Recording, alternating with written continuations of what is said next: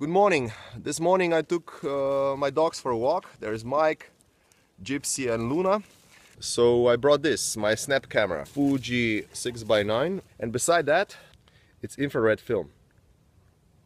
But of course, if you want to get the most out of infrared film, you need to have infrared filter. You know, visible light is between 400 and 700 nanometers, and infrared film is sensitive to that spectrum. So that's why you need infrared filter to filter out visible light, and then you can get infrared effect. 850 nanometers, way in infrared spectrum. And that makes really long exposures, let's say 20 minutes, 30 minutes, f11. So let's do that. And this is really perfect camera for infrared shots. Why? Because it's a rangefinder. You know, I'm viewing and focusing through this, and you know, exposing through lens. And on top of that, it's fully manual. I mean, not fully manual. It doesn't have even a batteries. So you know, this is like half a second, 1 second, and then it's an option T, which means you can go to take a cup of tea. No, but seriously, you know, this is actually an option. When I release a shutter, it will remain open until I touch and start to transport the film to the next shot, and that will close the exposure. So what do you do between, let's say, 20 minutes exposure? Well, easy. You can go and pick mushrooms. Let's do that now. These mushrooms are edible and they're delicious, but only when they're young. You see, a mushroom picker was here. So this one looks like Jurchik on a first glance. And if I chuck like this, if this will go blue, then it's not Jurchik. It's not Jurchik, you see. So I'll leave this mushroom here. It's Chudoviti Goban.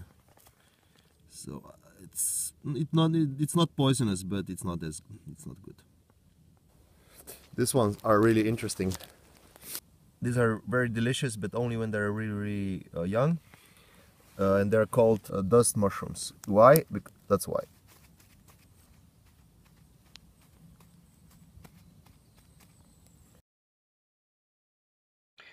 Okay, finally, edible mushroom. I really love those marelas.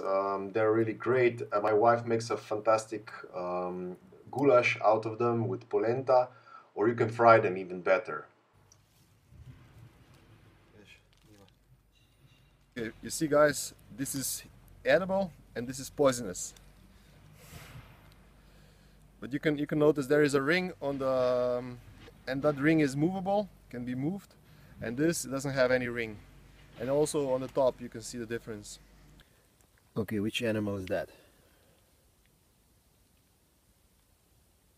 It's a dog. Okay, you will guess this one. And this one maybe. What about this one? Deer.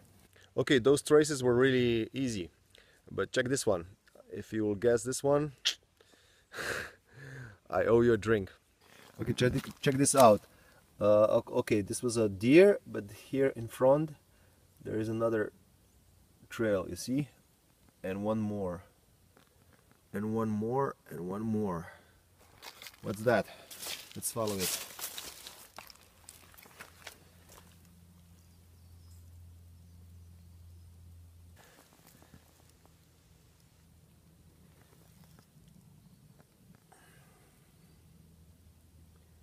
So did you guess? It's a bear. I live just there, like literally 100 meters away.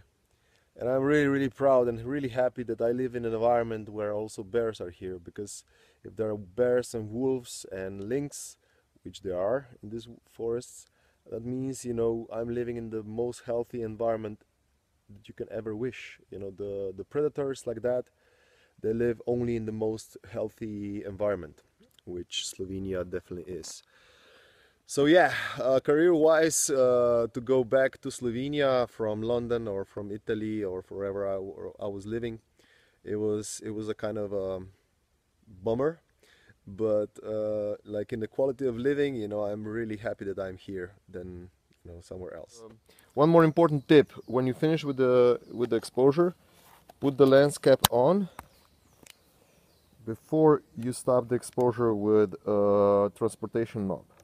Why? I learned that the hard way. Basically the film is getting transport before the shutter is closed. So, and you will see that on highlights. You will get that kind of weird lines. So do that. Okay, now darkroom work. This negative is quite contrasty, as all infrared negatives are.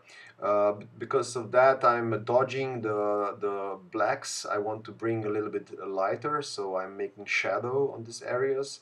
And where the highlights are, I'm burning in. I'm adding more light, so they will become darker on the positive.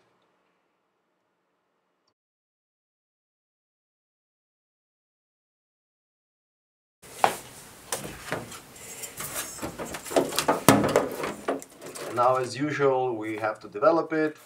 This is an ordinary developer, and I'm leaving it. This is fiber-based paper, so that means I'm developing for about 3 minutes. So all the blacks and highlights are fully developed.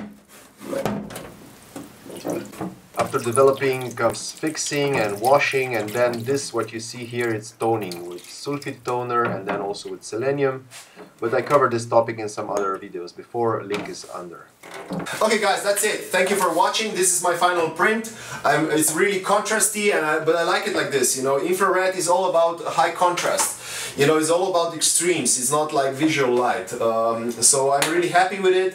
There are informations in black, there are informations in white, and in between it's a huge contrast. I hope you learned something about photography, infrared photography, or photography in general. If not, I hope you learned something about how to read trails in the mud or mushroom picking. I hope you will not get poisoned by picking up the wrong mushroom.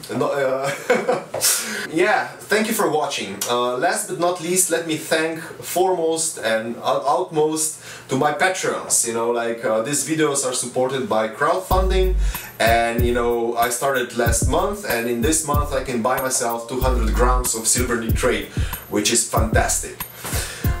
With this, the end of the year is coming, the Christmas is coming. With this 200 grams I will make some rewards for you guys. Thank you very much. If you want to support me, please click the links below. It will be much appreciated, and my knowledge, it will be at your disposal. Thank you very much. Enjoy your day, and remember, top shit happens.